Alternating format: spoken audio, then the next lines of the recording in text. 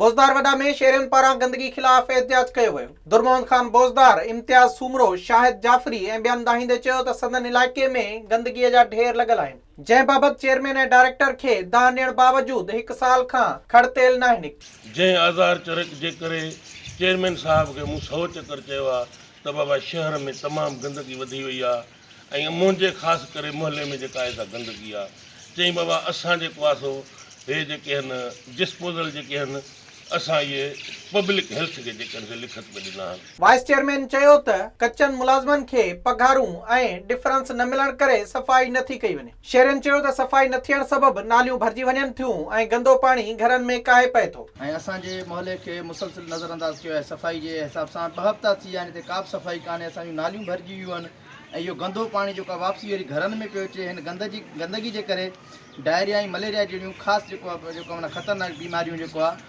हमलावर थियनि। अॻवाननि चयो त सफ़ाई करे संदन गंदगीअ मां जान आजी कराई वञे। विज़िट कयो अवामी आवाज़ मीडिया ग्रुप जी वेबसाइट awamiawaz.pk।